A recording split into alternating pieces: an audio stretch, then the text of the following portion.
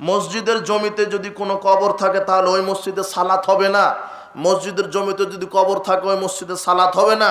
কবরস্থান আলাদা, মসজিদ আলাদা। যারা দাড়ি রেখে আবার দাড়ি কাটে তাদের পরিণতি কি হবে? কাবিরা গুনাহ। দাড়ি চাঁচা ছাঁটা হারাম, দাড়ি ছেড়ে দিতে হবে। দাড়ি রাখা ফরজ, দাড়ি রাখা কি ফরজ। দাড়ি কাটা ছাঁটা কাবিরা গুনাহ। ওয়াফিরুল লিহা ওয়াফুস শাওয়ারিব। আল্লাহর নবী বলছেন, এই দাড়ি ছেড়ে দাও, কঠিন হুকুম। কথা বুঝেননি মনে হয়? আপনার দেশের একটা প্রধানমন্ত্রী যদি ফজরের পরে একটা হুকুম দেয় আপনি মেনে নিতে রাজি, আর সর্বশ্রেষ্ঠ মানুষ মুহাম্মদ সাল্লাল্লাহু আলাইহি ওয়াসাল্লাম বলছেন, এই দাড়ি ছেড়ে দাও, কঠিন বিধান। মানে দাড়ি ছেড়ে দেওয়া ফরজ। কে বলেছে সুন্নাত? ও ভুল বলেছে। দাড়ি রাখা ফরজ। বলো তো কি ফরজ? ঈদের দিনে কবর জিয়ারত করা যাবে কি? নির্দিষ্ট কোনো দিনে ফজিলত মনে করে করলে বেদাত হবে।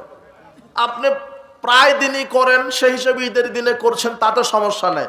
যদি মনে করেন যে ঈদের দিনেই করলে করলেন বা কোনো উপকার হবে, কথা বুঝেননি মনে হয়, নির্দিষ্ট কোনো দিনে, ঈদের দুই ঈদের দিনে করছেন, জুমার দিনে করেন, রমাদানে, এইভাবে নির্দিষ্ট করে করেন না, তাহলে বেদাত হবে। আপনি প্রায় দিনই করেন, সেই হিসেবে ঈদের দিনেও গেছেন, তাহলে হবে না। শুধু নির্দিষ্ট দিনই করেন না। যারা হজ করে তারপরে নামের আগে আলহাজ ব্যবহার করে, ওই করা যাবে কি? সে নিজে করতে পারবে না, আর একজন যদি সম্মান দিয়ে লিখে তাহলে সমস্যা হবে না, আর দিয়েন না, শেষ। যারা হজ করে এসেছে তারা নিজে বলতে পারবে না, এই আলহাজ লিখো, মানে ওর অন্তরে একটা কি আছে? অহংকার আছে যে আমাকে মানুষ আলহাজ বলুক, তাহলে ও জাহান্নামে চলে যাবে। লোক দেখানো আমল।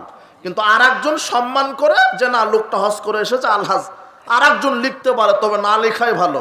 আর একজন লিখলেও নিজের মধ্যে একটা অহংকার আছে যে না, আলহাজ লিখা আছে। কথা বুঝেননি?